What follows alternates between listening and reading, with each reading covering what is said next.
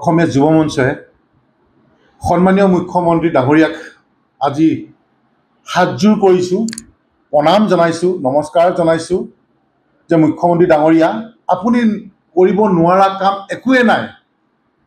গতিকে জুবিন দাৰ ক্ষেত্ৰত যিমান পাৰে সিমান সোনকালে আপুনি ন্যায় দিয়াৰ ব্যৱস্থা কৰক।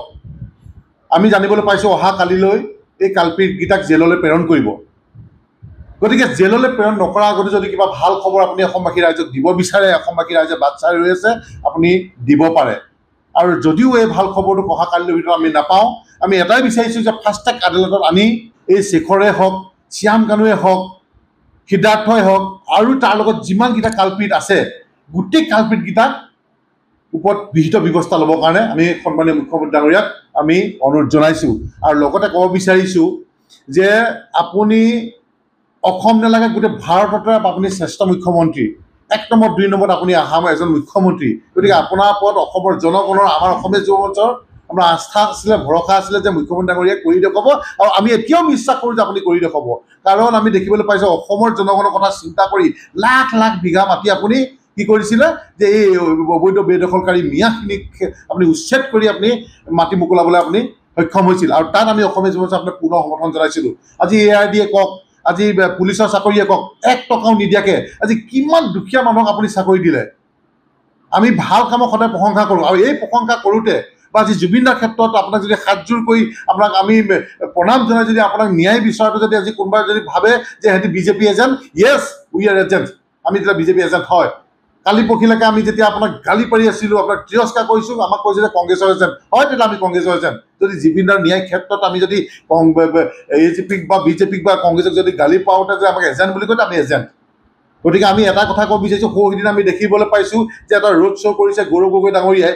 আমি সংবাদ মাধ্যমৰ যোগেদি আমি দেখা পাইছোঁ যে মায়াবিনী গীতটো ডাঙৰ ডাঙৰ স্পীকাৰত লগাই তেওঁলোকে কিবা ভোট বিচৰা বুলি আমি সংবাদ মাধ্যমৰ যোগেদি দেখা পাইছোঁ। গতিকে তেনেকুৱা ডাৰ্টি পলিচি নকৰিবৰ কাৰণে আমি গৌৰৱ গগৈ তথা সকলো দলকে আমি আহ্বান জনাইছোঁ।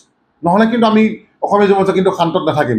যোনটো দলে নহওক এনেকুৱা ডাৰ্টি পলিটিক্স হওক, পলিচি হওক, আমি জুবিন দাৰ ক্ষেত্ৰত কিন্তু নকৰিবলৈ আমি আহ্বান জনাইছোঁ। আৰু এটা কথা অনুৰোধ জনাব বিচাৰিছোঁ আমাৰ সন্মানীয় মুখ্যমন্ত্ৰী ডাঙৰীয়াক, অসমবাসী ৰাইজক আৰু চিনেমা হলৰ মালিকসকলক যে আপোনালোকে চিনেমা যেতিয়া পৰিৱেশন কৰিব, চিনেমা পৰিৱেশন নকৰাৰ আগত, চিনেমাখন আৰম্ভ নকৰাৰ আগত মায়াবিনী গীতটো, জুবিন দাৰ ফটো এখন আপোনালোকৰ স্ক্ৰীণত লগাই মায়াবিনী গীতটো তাতে লগাবৰ বাবে আমি অনুৰোধ জনাইছোঁ। তাত থকা যিসকল দৰ্শক সেইসকলক থিয় হৈ পেলাই জুবিন দাৰ সদগতিৰ কাৰণে, জুবিন দাৰ ন্যায়ৰ কাৰণে ১ মিনিট সময় মৌন প্ৰাৰ্থনা কৰিবৰ বাবে আমি অনুৰোধ জনাইছোঁ। আৰু লগতে ক'ব বিচাৰিছোঁ, যিহেতু জুবিন গাৰ্গৰ ফ্ৰেণ্ড ক্লাবে ইতিমধ্যে কৈয়ে গৈছে যে এইবাৰ অসমবাসী ৰাইজক বোম ফটকা নুফুটুৱাবৰ বাবে আহ্বান জনাইছে, কিন্তু আমিও আহ্বান জনাই আহিছোঁ। কিন্তু আমি দেখা পাইছোঁ যে বহুত দুখীয়া শ্ৰেণীৰ ৰাইজে আপোনাৰ বোম বাৰুদসমূহ বনাইছে বুলি আমি ইতিমধ্যে সংবাদ মাধ্যমৰ যোগেদি দেখা পাইছোঁ। আৰু জুবিন দাৰ এটা সপোন আছিলে, আমি মিছন চাইনাত দেখা পাইছোঁ যে থলুৱাসকলক অগ্ৰাধিকাৰ দিব লাগে বুলি জুবিন দাই কৈ গৈছিল।